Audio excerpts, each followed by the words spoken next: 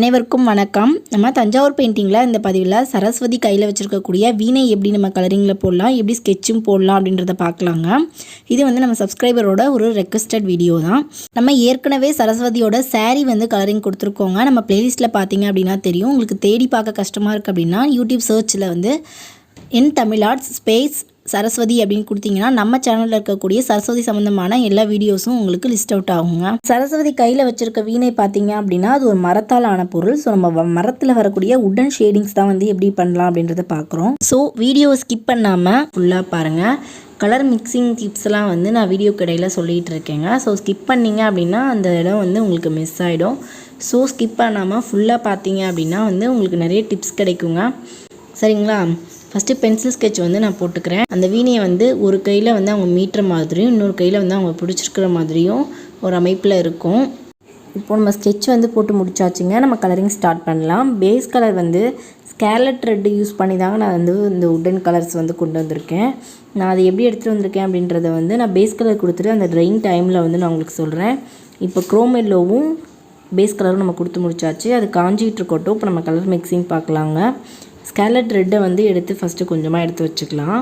இதுக்கப்புறம் நம்ம பிளாக் எடுத்துக்கலாம். பிளாக் எடுத்துகிட்டு போஸ்டர் பிளாக் அதையும் எடுத்துகிட்டு கொஞ்சமாக எடுத்து வச்சுக்கலாம். நம்ம இப்போ கொஞ்சமாக பிளாக் எடுத்துகிட்டு அதை நம்ம மிக்ஸ் பண்ணிக்கலாம். நிறைய எடுக்கக்கூடாது, கொஞ்சமாக எடுத்துகிட்டு நம்ம மிக்ஸ் பண்ணிக்கலாம். இப்போ பாருங்கள் அது எந்த மாதிரி கலர் இருக்குது அப்படின்னு பார்க்கலாம். நம்ம இப்போ ஒரு பேப்பரில் அப்ளை பண்ணி காட்டுறேன். ஷேடிங்ஸ் டிஃப்ரென்ஸ் இப்போ எடுத்துருக்கிறது நமக்கு இந்த மாதிரி இருக்குது. இப்போ நம்ம இது கூட இன்னும் கொஞ்சம் பிளாக் மிக்ஸ் பண்ணிக்கலாம். இப்போ செகண்ட் ஷேடிங் பார்த்தீங்க அப்படின்னா கொஞ்சம் டார்க் இந்த அளவுக்கு இருக்குது. இன்னும் கொஞ்சம் பிளாக் மிக்ஸ் பண்ணிவிட்டு பார்த்தோம்னா இந்த அளவுக்கு இருக்குது. இப்போ இந்த 3 ஷேடிங்ஸை யூஸ் பண்ணி தான் நான் இதில் ஃபுல்லாகவே நம்ம ஷேடிங்ஸ் கொடுத்துட்ருக்கோங்க. இதை விட டார்க் வேணும் அப்படின்னா நான் டேரெக்டாக இன்னும் கொஞ்சம் பிளாக்கை அதிகமாக மிக்ஸ் பண்ணி எடுத்து போட்டுட்ருக்கேன். இன்னும் லைட் வேணும் அப்படின்ற இடத்துல நான் ஒயிட்டு மிக்ஸ் பண்ணியிருக்கேங்க. இதுதான் கான்செப்ட். நான் இந்த வீணை ஃபுல்லாக நான் இந்த கலரிங் மட்டும்தான் யூஸ் பண்ணியிருக்கேன். இப்போது நம்ம நடுவில் ஒரு சின்னதாக நான் கொடுத்துருக்கேன் இல்லைங்க, அந்த டார்க் ஷேடை விட இன்னும் கொஞ்சம் அதிகமாக பிளாக் மிக்ஸ் பண்ணி நடுவில் ஒரு டிசைன் மாதிரி கொடுத்துருக்கேன். அதுக்கப்புறம் நம்ம கீழே அந்த கீழே இருக்கிற அந்த ரவுண்டு ஏரியாவை ஷேடிங்காக செப்பரேட் பண்ணிக்கலாம். ஃபஸ்ட்டு லைன் கொடுத்துட்டு இப்போது டாப் ஏரியாவும் பாட்டம் ஏரியாவையும் செப்பரேட் பண்ணுற மாதிரி ஒரு ஒயிட் லைன் கொடுத்துக்கலாங்க. அந்த இடத்துல பியூர் ஒயிட் எடுத்து தான் நான் ஒரு லைன் கொடுத்துருக்கேன். லைன் கொடுத்துட்டு இப்போ அந்த லைனுக்கு சுற்றி நம்ம ஃபுல்லாக பார்டர் பண்ணிடணும். நம்ம பொறுமையாக பண்ணலாம். இப்போது உள்ளே இருக்க டிசைனுக்கு நான் இன்னொரு பார்டர் கொடுத்து அதை ஒரு டிசைனாக நான் வச்சுக்கிறேங்க. இப்போ அடுத்து கீழே பார்த்தோம் அப்படின்னா நம்ம லைன் கொடுத்து செப்பரேட் பண்ணுற இந்த இடத்துல நான் காமிச்சிருந்த தேர்டு டாட் கலர் இருக்குங்களா, அந்த கலரை யூஸ் பண்ணி நான் ஃபஸ்ட்டு ஷேட் எடுத்துக்கிறேன். எடுத்துகிட்டு அதுக்கப்புறமா நான் செகண்டாக கொடுத்துருந்ததை அதுக்கப்புறம் செகண்ட் ஷேடிங்காக கொடுத்துக்கிறேன். ஒரு ஷேடிங்க்கும் நான் அந்த கலர் ஆர்டர்லேயே இந்த ஒவ்வொரு பார்ட்லேயும் நான் ஷேடிங்ஸ் கொடுத்துட்டு வந்திருக்கேன். அந்த அந்த மேலே போயிட்டுருக்க இடத்துல நான் ஃபுல்லாக ஒரே கோட்டிங்கில் ஷேடிங்ஸை காமிச்சிக்கிறேன். நம்ம செப்பரேட் பண்ணி அந்த இடத்துல காட்டலை.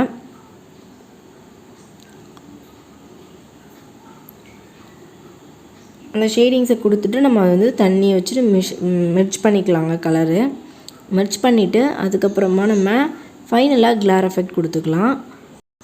இப்போது நம்ம ஓவரால் மேல் பக்கம் எல்லாத்துலேயும் பிளாக் எடுத்து நான் அவுட்லைன் கொடுத்துக்கிறேங்க. அதே போல் நம்ம அந்த அவுட்டர் ஏரியாவில் ஃபுல்லாக கம்ப்ளீட்டாக அந்த ஒயிட்டை சுற்றி 2 லைன் நம்ம கொடுப்போம் இல்லைங்களா, அது எல்லாத்தையுமே நான் பிளாக்கில் எடுத்துகிட்டு அவுட்லைன் கொடுத்துக்கிறேன். அதுதான் நமக்கு செப்பரேட் பண்ணி காட்ட போகுது. இப்போ அந்த டாப் ஏரியாவையும் பாட்டம் ஏரியாவையும் நல்லா நமக்கு செப்பரேட் பண்ணி காட்ட போகிறது இப்போ அந்த பிளாக் கலர் அவுட்லைன் தான். இப்போ அந்த பிளாக் அவுட்லைன் கொடுத்துட்டோம் அப்படின்னா நமக்கு ஓரளவு அந்த செப்பரேஷன் தெரியும். இப்போ அந்த செப்பரேஷனை கரெக்டாக நம்ம அதை அந்த கீழே இருக்க பாட்டத்தோடு மெர்ஜ் பண்ணணும். ஸோ இன்னொரு லைன் நம்ம கொடுக்கணும். இப்போ அது உள்ளே வர டிசைன்லாம் நம்ம கம்ப்ளீட் பண்ணிக்கலாங்க.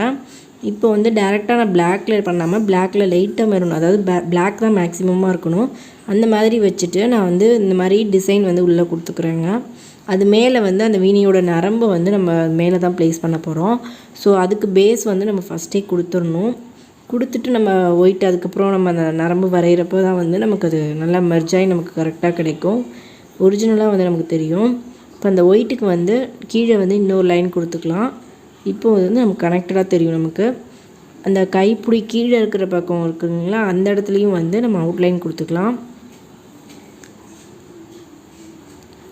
மேக்ஸிமம் நம்ம உள்ளே இருக்க எல்லா பார்ட்ஸுக்குமே வந்து அவுட்லைன் கொடுத்துக்கலாம். இப்போ நம்ம வந்து அந்த ஒயிட் கிளேர் கொடுத்து அந்த ஷேடிங்ஸை வந்து இன்னும் கொஞ்சம் ஹைலைட் பண்ணி காட்டலாம்.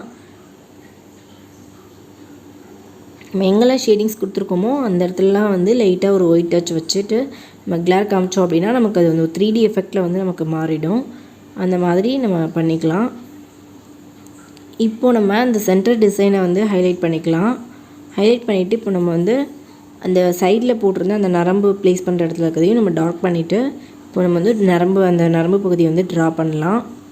அந்த வயர் வந்து ஒயிட் கலரில் நான் டைரெக்டாக எடுத்துகிட்டு 000 ப்ரஷ்ஷை விட ரொம்ப ஃபைன் ப்ரஷ்ஷில் வந்து நான் அந்த லைன் வந்து ட்ரா பண்ணுறேன். ஒரு 5 நரம்பு வச்சு நான் வந்து இதில் வந்து வரைஞ்சிட்ருக்கேங்க. 5 வயர் வந்து இனஃப் அப்படின்னு நினைக்கிறேன்.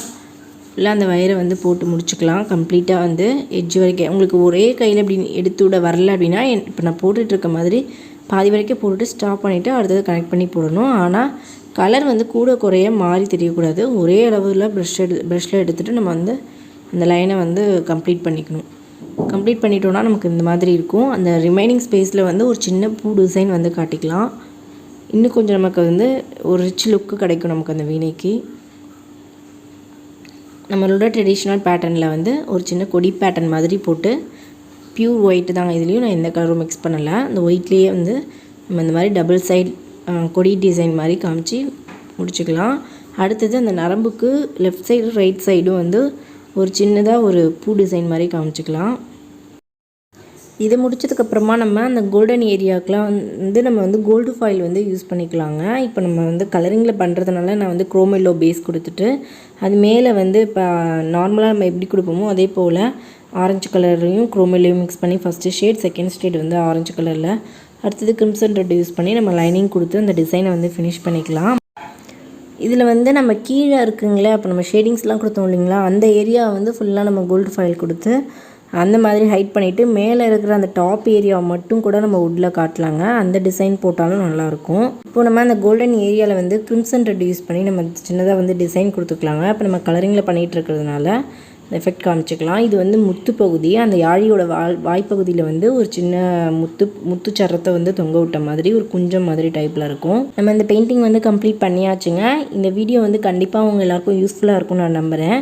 உங்களுக்கு வீடியோ யூஸ்ஃபுல்லாக இருக்குது அப்படின்னு நினச்சிங்கன்னா வீடியோவுக்கு மறக்காமல் ஒரு லைக் கொடுங்க. ஒரு முக்கியமான இன்ஸ்ட்ரக்ஷனுங்க, நம்ம நிறைய பேர் கமெண்ட்ஸில் வந்து கேட்டுட்ருக்கீங்க. உங்களோட கமெண்ட்டுக்கு நான் கண்டிப்பாக ரிப்ளை கொடுத்துட்ருக்கேன் மிஸ் பண்ணாமல். அந்த ரிப்ளை வந்து உங்களை ரீச் ஆகணும் அப்படின்னா சப்ஸ்கிரைப் பட்டன் பக்கத்தில் இருக்க பெல்ஸ் ஐக்கானுக்கு கூட கிளிக் பண்ணிங்கன்னா அதில் ஆளுங்கிற ஆப்ஷன் ஒன்று காட்டும். அதை நீங்கள் செலக்ட் பண்ணிக்கிட்டிங்கன்னா மட்டும்தான் நான் கொடுக்குற கமெண்ட்டோட ரிப்ளை வந்து உங்களுக்கு ரீச் ஆகும். ஏன்னா ரிப்பீட்டடாக நீங்கள் ஒரே கொஷினே திரும்ப கேட்குறீங்க, நான் ஆன்சர் பண்ணது உங்களுக்கு தெரிய மாட்டேங்குது. ஸோ உங்களுக்கே தெரியாமல் நீங்கள் அதை செலக்ட் பண்ணாமல் இருந்திருந்தீங்க அப்படின்னா செலக்ட் பண்ணிக்கோங்க. அடுத்த பதிவில் வேறொரு இன்ட்ரெஸ்டிங்கான யூஸ்ஃபுல்லான ஆர்ட் ஒர்க்கோட மீண்டும் சந்திக்கலாம்.